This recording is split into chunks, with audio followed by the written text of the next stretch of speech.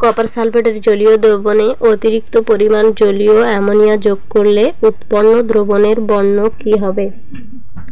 গাঢ় নীল হবে। গাঢ় নীল।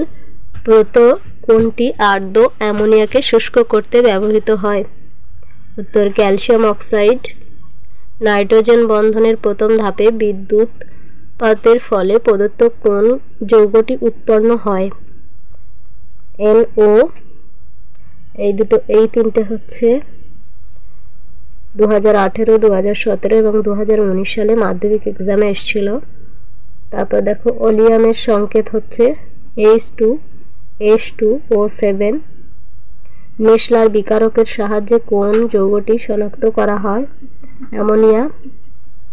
হেবার পদ্ধতিতে অ্যামোনিয়া প্রস্তুতির সময় যে অনুঘটকটি ব্যবহৃত হয় তা হলো লোহার চূর্ণ। অ্যামোনিয়া থেকে উৎপন্ন একটি জৈব সার হচ্ছে CONH2। নাইট্রোজেন গঠিত একটি জৈব সার হচ্ছে ইউরিয়া। প্রদত্ত কোন গ্যাসটি ক্রিপ যন্ত্রের সাহায্যে প্রস্তুত করা যায়? তা হচ্ছে H2S। এটা হচ্ছে 2024-এ জেনপাস ইউজিতে এসেছিল। তারপরে কোন গ্যাসটি ক্রিপ যন্ত্রে প্রস্তুত করা যায় না? দেখো অক্সিজেন। কোন গ্যাসটি ক্রিপ যন্ত্রে প্রস্তুত করা যায় না? এখানে আছে HCl।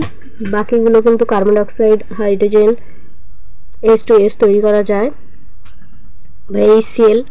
ওয়েল অফ ভিট্রিয়ল নামে পরিচিত হচ্ছে সালফিউরিক অ্যাসিড।